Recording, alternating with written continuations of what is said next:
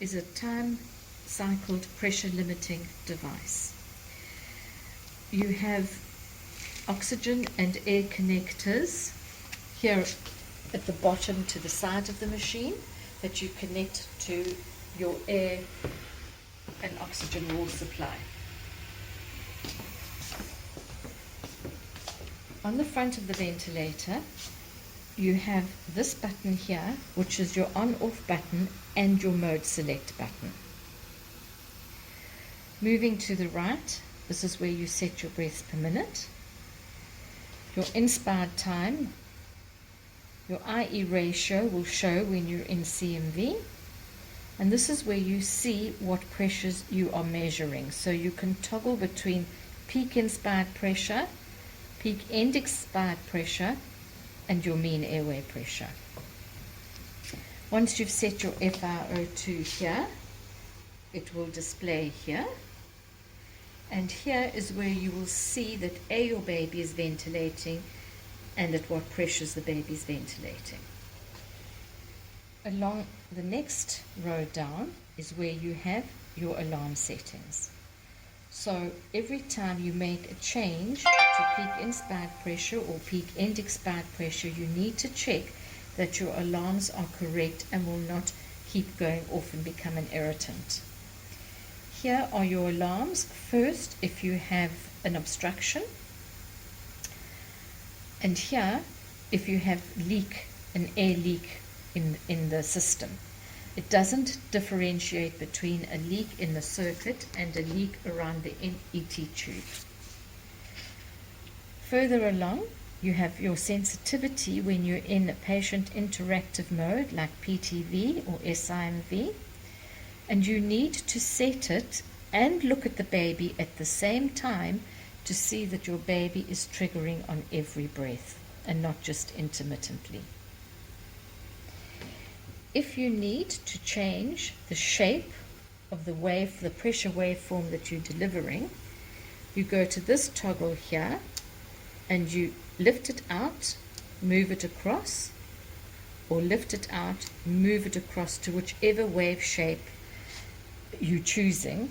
However, this one is the more gentle slope when you're ventilating and will cause less damage. When you're setting pressures, you use these two controls here.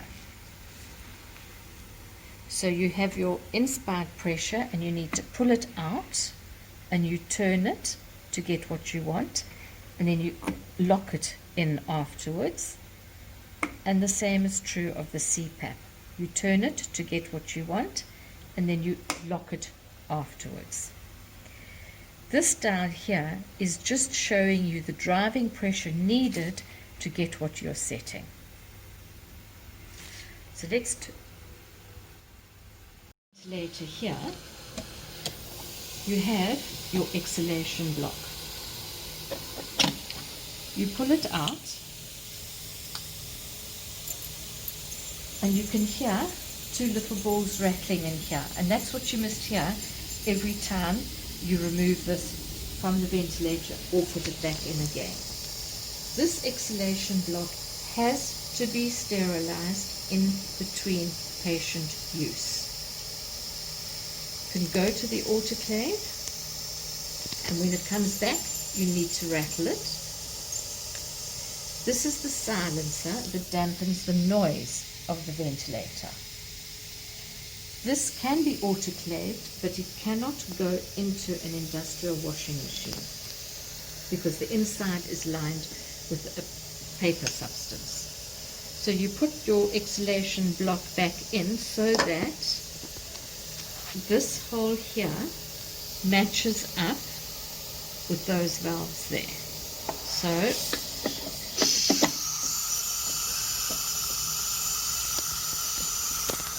connect up your expiratory limb and you connect up your silencer.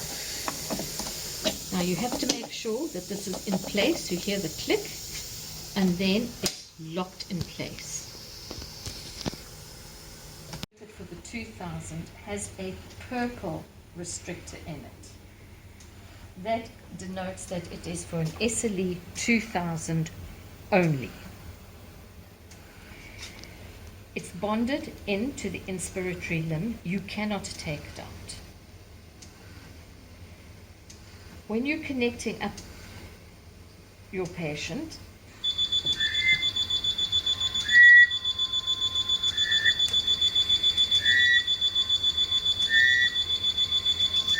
you must make sure that these are fixed in firmly.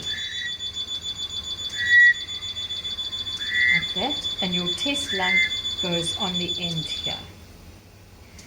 You connect your fresh gas from the patient, the fresh gas inlet to the patient, which goes to your humidifier chamber. Then from the humidifier chamber, your inspiratory limb comes up to your patient wire connector. So your fresh gas, which is now heated and humidified, goes to your patient, and then your expiratory limb takes the expired gases back to the exhalation block. You have a proximal airway line which fits on the front just above the fresh gas connector and is connected to the patient Y piece, which means that whatever happens here is what is displayed on the ventilator.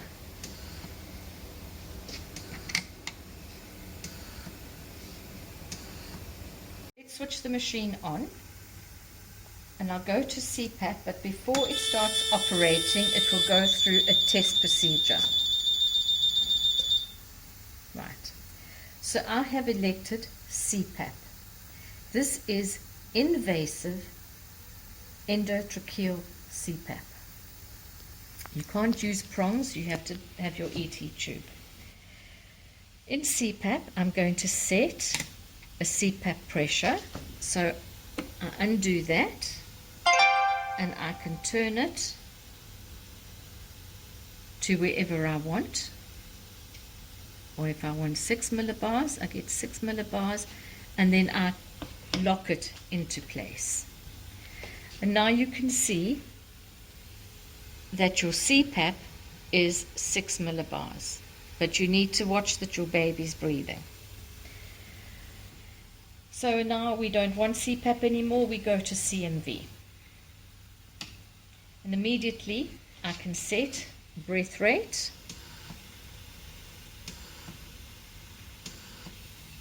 Okay. I've set my breath rate. I've got an eye time at 0.4 of a second, but you can change that as you wish. It goes up in 2s or down in 2s. Okay. Now I need to set a pressure. So I push my toggle button up to peak, and I look to see whether that's what I want, or if I want more, or maybe I want less.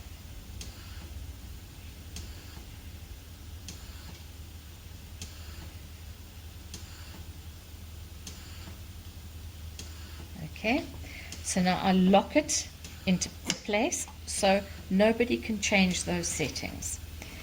So my peak is 18, my PEEP is 5, and my mean airway pressure is 8. I can increase or decrease the oxygen, and you will see it slowly increase in this window here. On the far right, I have this dial that shows me my pressures. So you can see 19, 18 at least, and the end pressure is 5. If for reasons of the infant's illness you want to change the shape of the pressure, the waveform pressure you're delivering, this is the more gentle one, which is the one we normally default to, or you could go to the more aggressive shape, the square shape, depending on how quickly you want the pressure delivered. We tend always to keep to the more gentle sloping shape, as it's less dangerous, less damage for the baby's lungs. Okay, go ahead. These red numbers here and this tab here are your alarms. So you have low CPAP and you have high PIP or you have cycle fail. So every time you make adjustments to either of your pressures, always check to see that you have,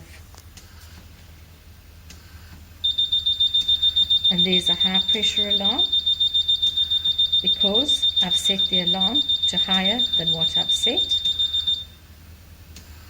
Reset.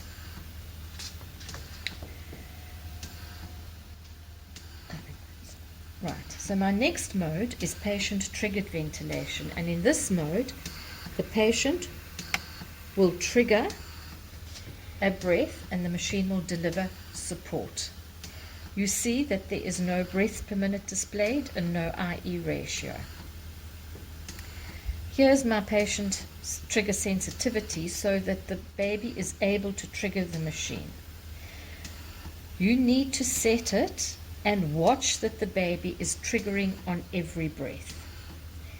If he doesn't trigger a breath for what reason of not setting this sensitively enough, or he has an apneic episode, you will get a red light there whilst the machine continues to deliver the pressures at the rate set when you were in CMV. The minute the baby triggers a breath, that red light will go out. He stops breathing and the light comes back again. It's noteworthy that you need to set the breaths per minute at least 10 below what the baby's actually doing, because if you set it at the same level of the baby's breathing effort, he will not have an opportunity to trigger. The final mode is SIMV, which is synchronized intermittent ventilation, which means that the breaths are synchronized to the breath rate that you have set. So I'm going to reduce that slightly. Okay. Now nothing is happening. You can see the red light, but now as soon as the baby triggers,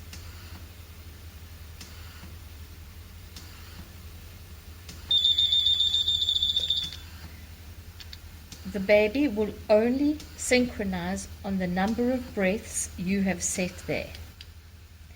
If he chooses to breathe at a rate higher than what you've set, those breaths will be ignored.